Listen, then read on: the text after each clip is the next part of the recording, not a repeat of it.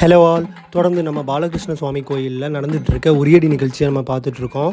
நிஜமாவே அந்த 2 பசங்களும் ரொம்ப கஷ்டப்பட்டு அந்த கலையை வந்து நமக்கு வந்து நிகழ்த்தி காமிச்சிட்டு இருந்தாங்க. ரொம்ப அருமையாக இருந்துச்சு. ஊர் மக்கள் எல்லாருமே நல்ல ஒற்றுமையாக வந்து அதை கண்டுகளிச்சிட்டு இருந்தாங்க. வெளியே இருந்தும் நிறைய பேர் வந்திருந்தாங்க. வெளியூர்லேருந்து என்ன மாதிரி நிறைய பேர் வந்திருந்தாங்க. இந்த கலையை நடத்துறதுக்கு அவங்க வந்து கொஞ்ச நாள் வந்து விரதம் இருந்து தான் இதை பண்ண முடியும். சாதாரணமாக இதை பண்ண முடியாது.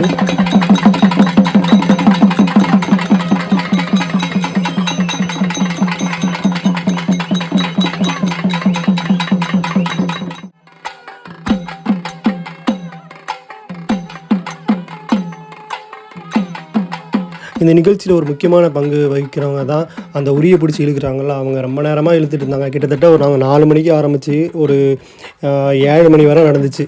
இவங்களும் இன்னொருத்தவங்களும் சேர்ந்து தான் இழுத்தாங்க. ஃபஸ்ட் ஹாஃப் வந்து இவங்க இழுத்தாங்க, செகண்ட் ஹாஃப் வந்து இன்னொருத்தவங்க இழுத்தாங்க. அதுக்கப்புறமா அந்த நாதஸ்வரம் கொட்டுலாம் அடிக்கிறவங்க அவங்களும் வந்து ரொம்ப சிறப்பாக பண்ணியிருந்தாங்க. ஒவ்வொரு நடனம் முடியும் போது இறைவனுக்கு வந்து ஒரு தீபாராதனை காமிச்சிட்டு அதுக்கப்புறமா அடுத்த கான்செப்ட், அதாவது அடுத்த பகுதியை வந்து ஆரம்பித்தாங்க. நம்ம இப்போ பார்க்குறது வந்து நாகம் மாதிரி ஒரு பாம்பு மாதிரி உள்ள ஒரு நடனம்.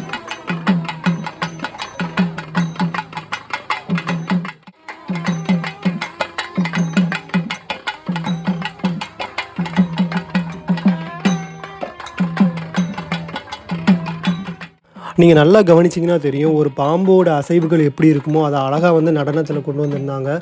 பார்க்க ரொம்ப அருமையாக இருந்துச்சு. நாங்கள் இந்த சைடு வந்து அதை பாம்புன்னு சொல்ல மாட்டோம், நாகராஜர் அப்படின்னு தான் சொல்லுவோம்.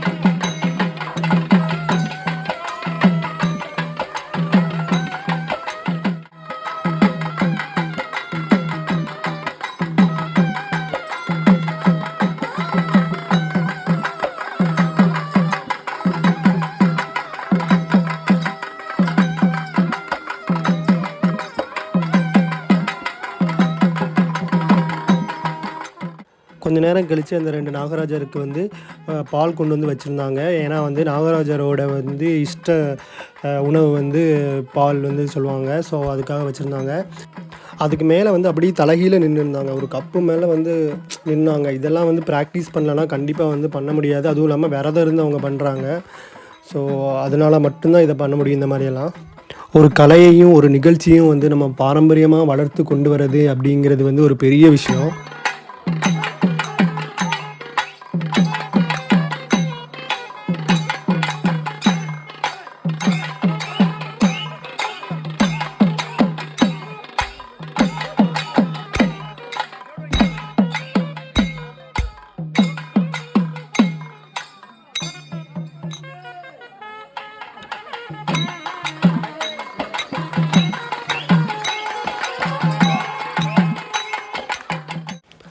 அப்புறமா அந்த வெண்ணெயை வந்து திருடுவாங்கல்ல. ஸோ அந்த ஒரு நிகழ்ச்சி வந்து அற்புதமாக வந்து நமக்கு காமிச்சிருந்தாங்க.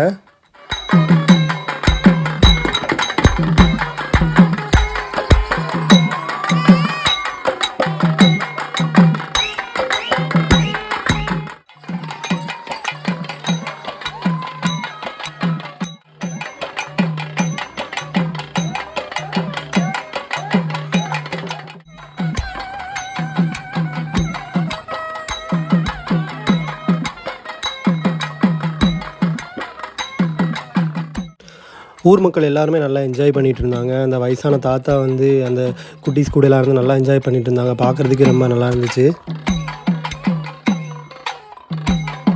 பலவித நடனங்களுக்கு அப்புறமா ஃபைனலாக வந்து உரியடிக்க வந்து ரெடி ஆகிட்டாங்க.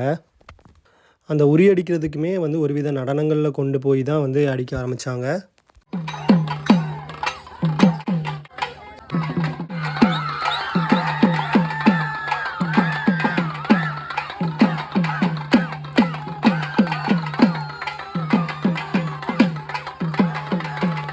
உரி அடிச்சுட்டு அதுக்கப்புறமா அந்த பானையை அப்படியே சாமிக்கிட்ட கொண்டு வச்சு ஒரு தீபாராதனை காமிச்சாங்க.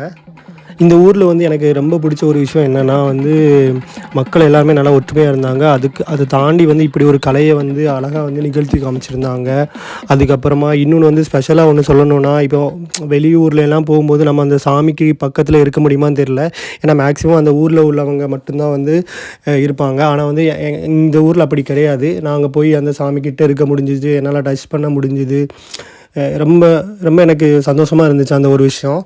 நீங்கள் கன்னியாகுமரி டிஸ்ட்ரிக்ட்லையோ இல்லை வேறு எங்கேயா இருந்தாலோ கண்டிப்பாக ஒரு வாட்டி இந்த நிகழ்ச்சியை பார்க்க வாங்க. பாய் பாய்.